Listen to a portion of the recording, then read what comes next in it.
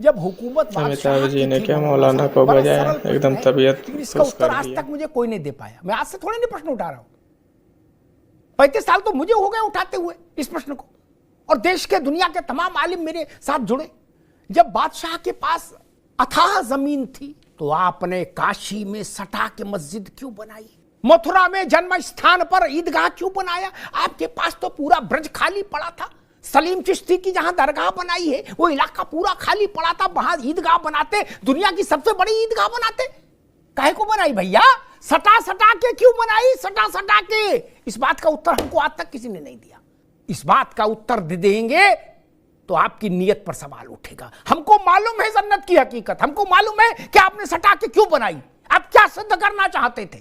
आप भारत के माथे पर लात रखकर खड़े होना चाहते थे, आप भारत की छाती पर लात रख के खड़ा होना चाहते। कोई विद्वान मुझे बता दे कि विश्वेश्वर महादेव के आंगन में आपने वो छोटी सी मस्जिद क्यों बनाई? पूरा काशी खाली नहीं था क्या?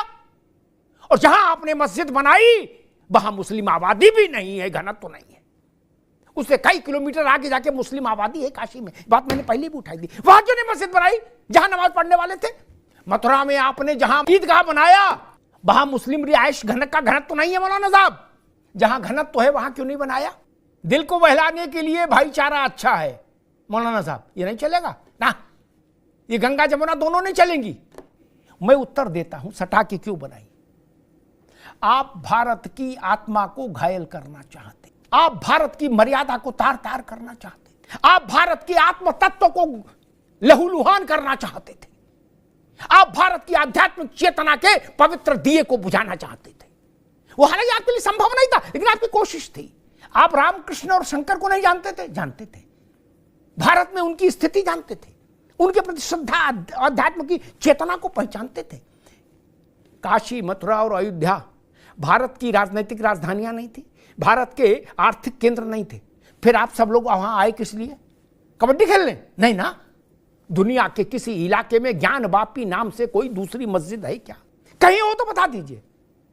और जिसको आपने फब्बारा का, मैंने मौलाना साहब से एक बार कहा था कि आपने अपने वजू घर में जिसको इस दुनिया का सनातन धर्मी विश्वेश्वर महादेव का श्री विग्रह मानता है, वहां आप कुल्ला करते रहे, वजू अपना मेल धोते रहे।